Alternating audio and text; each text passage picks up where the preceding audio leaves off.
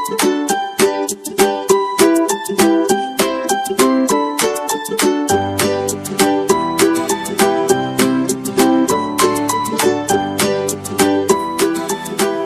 वालेकुम। Welcome to my channel E4U activities. Dear friends and students, सबसे पहले हम हमारे भारत के कश्मीर में पुलवामा में हुए पाकिस्तान के कायराना हमले में शहीद सीआरपीएफ के 42 जवानों को E4U एक्टिविटीज की तरफ से जो है खराज अकीदत पेश करते हैं, श्रद्धांजलि पेश करते हैं और अल्लाह ताला से दुआ करते हैं कि उन शहीदों की आत्मा को शांति दे और उनके परिवार वालों को सब्र दे। हम भारत के इस मुश्किल घड़ी में हमेशा उनके साथ हैं। जय हिंद। आज मैं लेकर आया हूं क्लास 10 का 4.2 lesson PV Sindhu N icon of success. इस लेसन का उर्दू और हिंदी एक्सप्लेनेशन लेकर।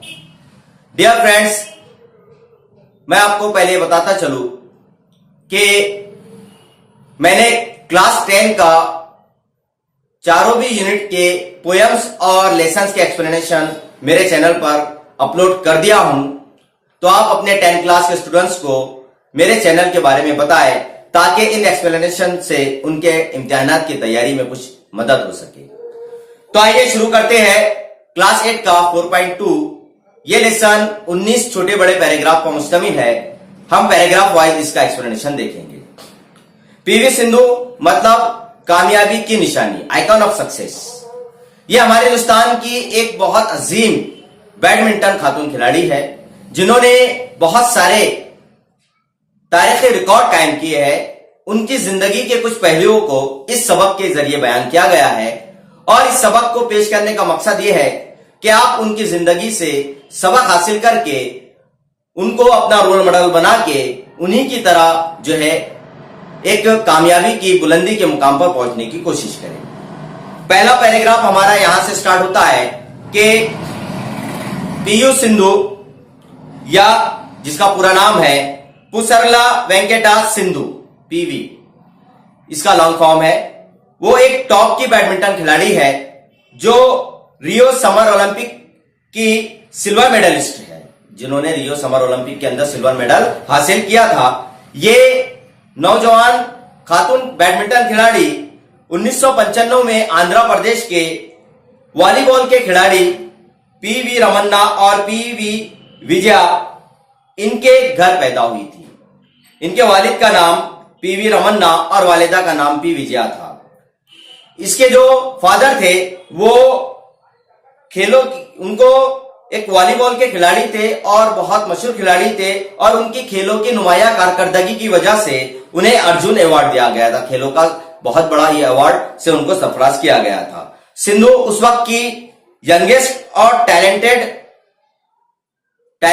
बैडमिंटन प्लेयरों में से एक थी, मतलब वो अपने दौर की यंगेस्ट और टैलेंटेड बैडमिंटन खिलाड़ियों में से एक खिलाड़ी है। 2014 के टॉप 10 की रैंकिंग में उसने एक खास रैंक हासिल किया था। दूसरा पैराग्राफ यहां से स्टार्ट होता है। पीवी सिंधु ने 8 साल की उम्र से बैडमिंटन खेलना शुरू किया था। पुलेला गोपीचंद जो हमारे हिंदुस्तान के सबसे अजीम बैडमिंटन खिलाड़ी है, उनके 2001 में all England open badminton championship में हासिल की गई जीत से मुतासिर होकर, उससे इंस्पायर होकर पीवी सिंधु ने, हालांकि इसके वालिद एक माहिर वॉलीबॉल खिलाड़ी होने के बावजूद भी उसने बैडमिंटन को खेल के तौर पर मुंतखब किया। पुलेला गोपीचंद से मुतासिर होकर उसने जो है बैडमिंटन इस खेल को अपने कैरियर के लिए चुना। इसकी सबसे पहले ट्रेनिंग की जो शुरुआत हुई वो महबूब अली के साथ हुई और इसकी ट्रेनिंग की शुरुआत Indian railway institute of signal engineering and telecommunication Secunderabad से शुरू हुई। मतलब इस इंस्टीट्यूट से उसने जो है तो अपने खेल की सीखने की इब्तिदा महबूब अली के साथ की। फिर उसने पुलेला गोपीचंद की बैडमिंटन एकेडमी को ज्वाइन किया ताकि अपने खेल को और बेहतर और नुमाया बना सके। तीसरा पैराग्राफ सैड हेडिंग से स्टार्ट होता है। अर्ली सक्सेस मतलब इब्तिदाई कामयाबी। अब इनको शुरुआती कामयाबी किस तरह से हासिल हुई। सिंधु को पहली पहचान 5वें सर्व ऑल इंडिया रैंकिंग चैंपियनशिप में मिली।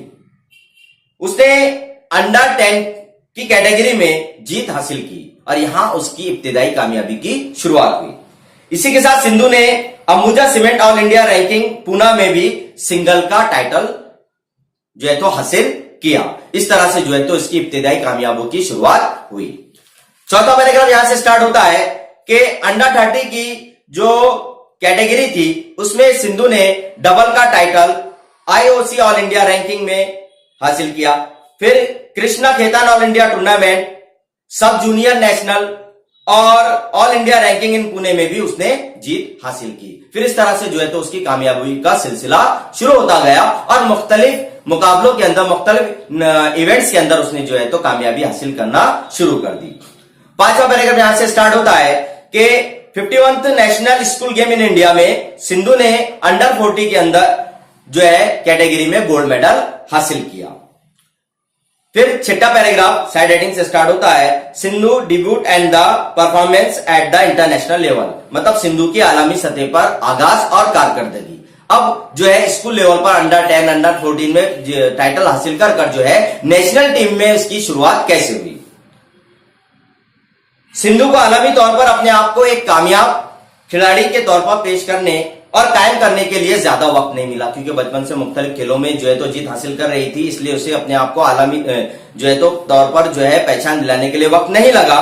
इसने सब जूनियर एशियन बैडमिंटन चैंपियनशिप 2009 में जो कोलंबो में हुआ था उसमें ब्रॉन्ज मेडल हासिल किया। जो नेशनल गेम उसने पहली बार में हिस्सा लिया और उसमें उसने जो है तो ब्रॉन्ज मेडल हासिल किया।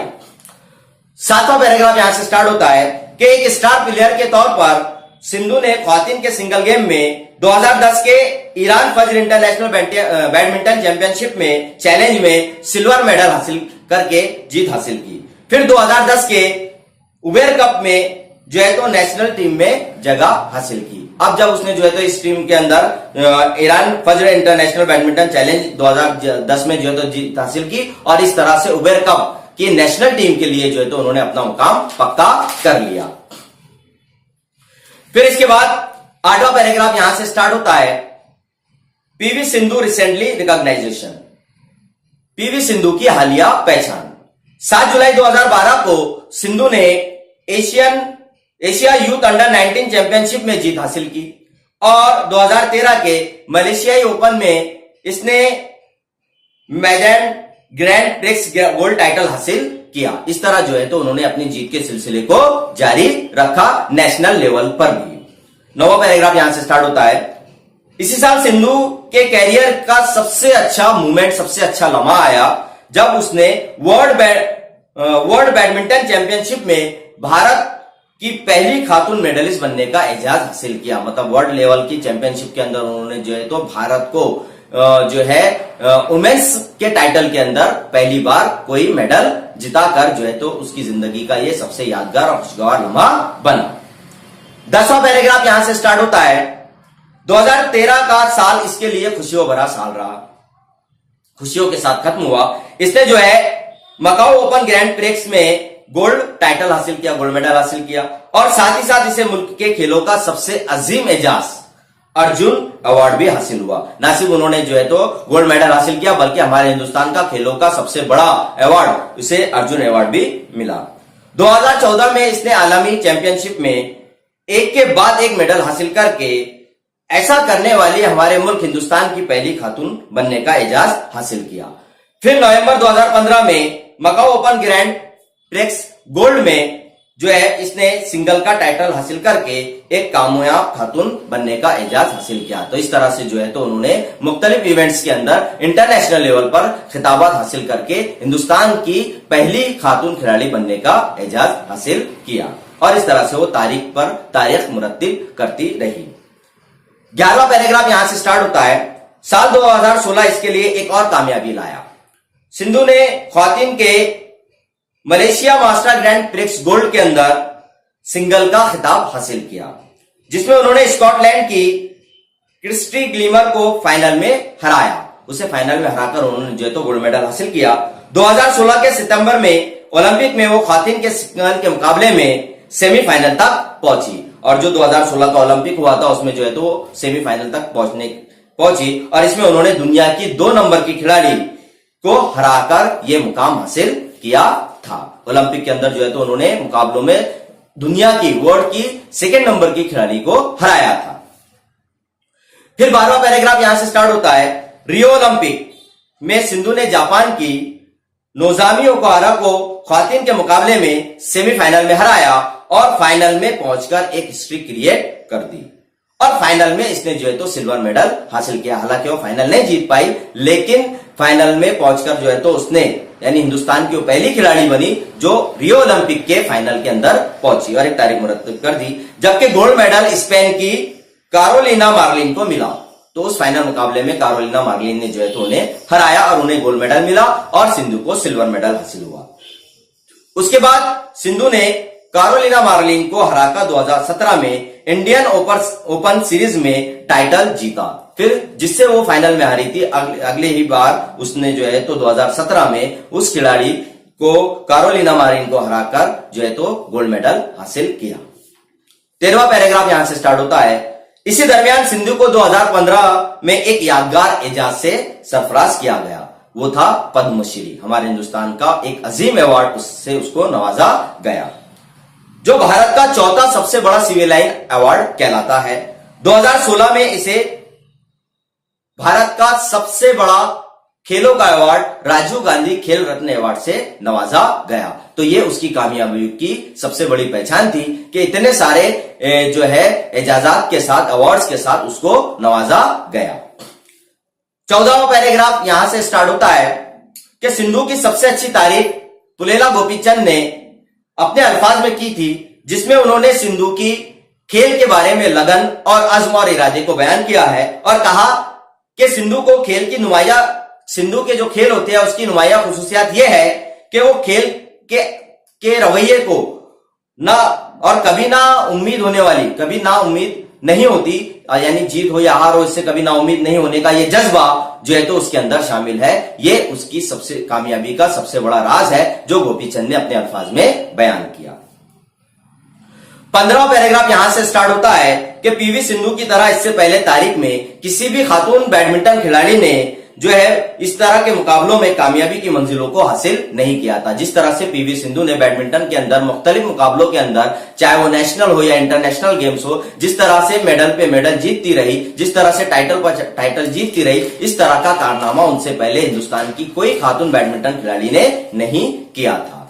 अगला पैराग्राफ 16 नंबर का यहां से स्टार्ट होता है कि एक इंटरव्यू में सिंधु से पूछा गया कि इसके वालिदैन ने किस तरह उसे स्पोर्ट्स के लिए ट्रेन किया और किस तरह से उसकी रहनुमाई की, तो उसने उसे अपने अल्फाजों में यूं बयान किया अगले पैराग्राफ 17 नंबर में कि उनकी रहनुमाई मुझे हर वक्त मिली। जब मैं नेशनल लेवल के मुकाबलों में जाती वो हमेशा मेरे साथ होते। जब मैं खेल की प्रैक्टिस करती थी तो वो मुझे बताते कि मैं क्या कर रही हूं। मेरे वालिद, मेरे डैडी मेरे पूरे खेल की समरी जो होती थी कि मैंने कैसा खेला, कहां गलती की, कहां कैसा करना चाहिए था, वो पूरी समरी जो है तो मुझे बताते, जो मेरे लिए बहुत ज्यादा फायदेमंद होता। एक बैडमिंटन के खिलाड़ी के तौर पर आप कुछ बातों को जानते हैं, लेकिन कुछ पॉइंट्स की बातें ऐसी होती है जिसे आपको पता, खेलने के दरमियान जिसका आपको पता नहीं चलता, क्योंकि खेलते वक्त हम ये नहीं देख सकते। इसलिए वो मतलब उसके वालिद जो है एक काउंसलर और पेरेंट्स की तरह उसकी रहनुमाई करते, जो उसके लिए काफी मददगार साबित होता। 18वां पैराग्राफ यहां से स्टार्ट होता है कि उसी इंटरव्यू में उनसे एक प्रैक्टिकली सवाल पूछा गया कि एक टॉप खिलाड़ी होने के नाते बैडमिंटन में यह मुमकिन नहीं कि लगातार हर हफ्ते जीत आपको मिलती रहे, मतलब कंटिन्यू आप ही जीतती रहे, तो वो इस बात को कैसे मैनेज करती है। मतलब कभी कभी उसे हार का भी सामना करना होता है, तो इस बात को कैसे मैनेज करती है। जब कोई मुकाबले में वो हिस्सा ले और वो हार जाए तो अपने आप को साइकोलॉजिकल तौर पर वो कैसे डील करती है। क्या उसे बुरा लगता है जब वो कोई मैच हार जाती है या किसी मैच में वो जीत नहीं पाती। तो अगले पैराग्राफ यानी आखिरी पैराग्राफ में 19वें पैराग्राफ में सिंधु इसका जवाब देते हुए कहती है कि ये सिंधु का जवाब था कि अगर आप अच्छा नहीं खेलते हो तो पहला और दूसरा राउंड हार जाते हो। मतलब ये आपको एक खेल का मुनस्सिर होता है कि आप अगर अच्छी तरह से नहीं खेल रहे हो तो आप जो है पहले और दूसरे राउंड में कंटिन्यू हार जाते हो और बाहर हो जाते हो, और एक टॉप के प्लेयर होने के नाते आपको बुरा महसूस होता है। मतलब आप दुनिया के अजीम खिलाड़ियों में शामिल हो, भारत के टॉप प्लेयर्स में शामिल हो, अगर आप हार जाए तो यकीनन बुरा महसूस होता है। लेकिन आपको इन मुश्किल हालात का मुकाबला करना आना चाहिए और इन मुश्किल हालात से बाहर निकलने का रास्ता तलाश करना होता है, और सख्त मेहनत करके, हार्ड प्रैक्टिस करके, अपनी गलतियों से सीख कर, यानी आपके जरिए की गई गलतियों से सीख हासिल करके आप जो है तो इन मुश्किल हालात से बाहर निकल सकते हो। लेकिन इसके लिए कुछ वक्त लगता है और जिंदगी के अंदर उतार और चढ़ाव, अप एंड डाउन आते रहते हैं, और यह जिंदगी का एक हिस्सा है और आपको इसका मुकाबला करते आना चाहिए। और इस तरह जो है अगर आप इन मुश्किलात सामना का, इन हालात का मुकाबला करके उनसे बाहर आने का रास्ता तलाश करते हो तो आप उन मुश्किल हालात से जरूर बाहर आ सकते हो।